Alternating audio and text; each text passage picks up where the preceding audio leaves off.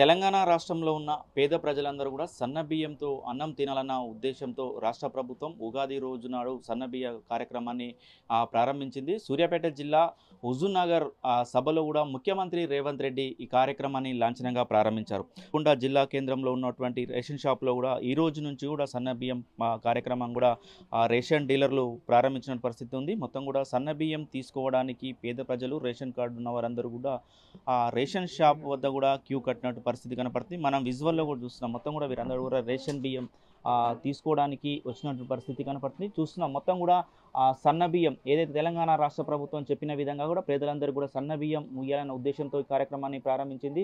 చూస్తున్నాం మొత్తం కూడా ఇవన్నీ సన్న బియ్యానికి సంబంధించిన విజువల్స్.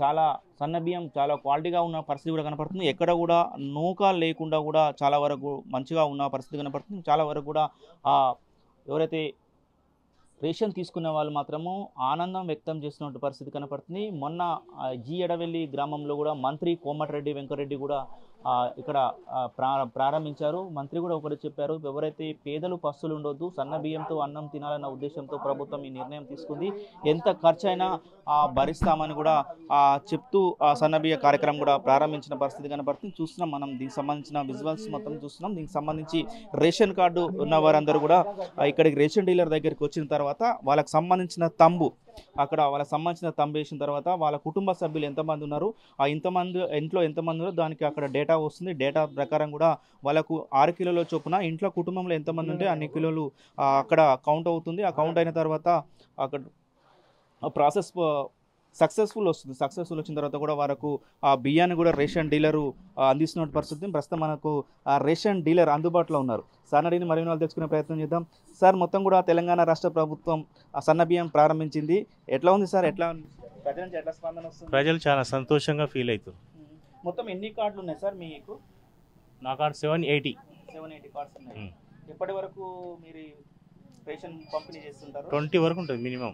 మార్నింగ్ ఎన్ని గంటల నుంచి? మార్నింగ్ 8కి వెళ్ళి 11 దాకా, కానీ జనం వస్తుంటే ఇస్తూనే ఉంటాం.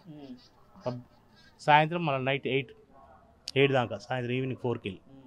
నిన్న మొన్న పోయిన నెల మొత్తం కూడా దొడ్డు బియ్యం పంపిణీ చేశారు. ఈ రోజు సన్న బియ్యం వస్తుంది. ముఖ్యంగా కూడా మీ దగ్గరికి చాలా మంది కూడా వస్తుంటారు కదా, వాళ్ళు ఏమనుకుంటున్నారు సార్? సన్న బియ్యాన్ని ఇవ్వడం వల్ల ఏమనుకుంటారు? వాళ్ళ అభిప్రాయం ఎట్లా ఉన్నది? అభిప్రాయం ఇన్నే ఉంటుంది కదా, వాళ్ళు సంతోషపడుతారు. సంతోషపడుతారు. లైన్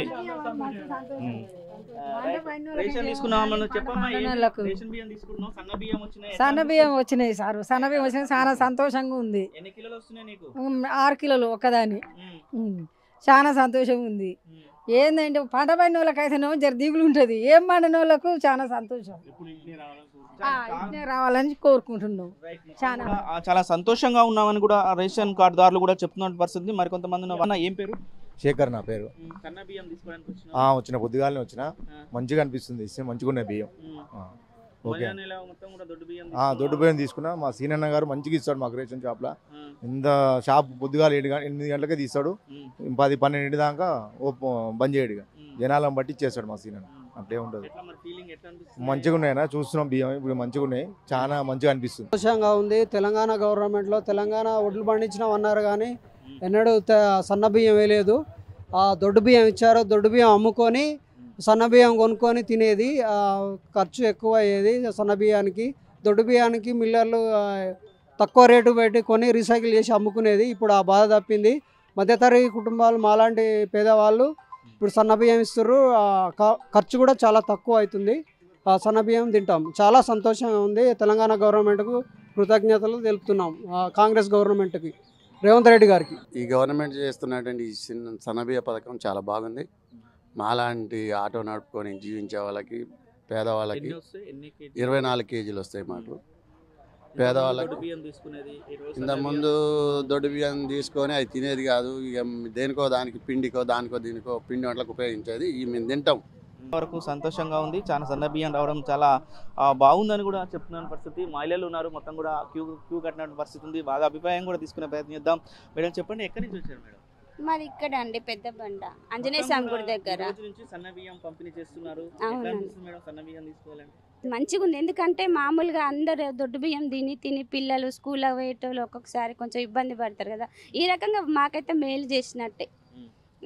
పిల్లలతో పాటు మేము కూడా కనీసం మాకు మొత్తం నెల కాకపోయినా ఒక 20 రోజుల వరకు 25 రోజుల వరకు తినగలుగుతాం. ఇప్పుడు 6 కిలోలు అంటే నెల మొత్తం రావు కదండి. మీకు ఎన్ని కిలోలు వస్తున్నాయి? మాకు మేము 4గురం అండి.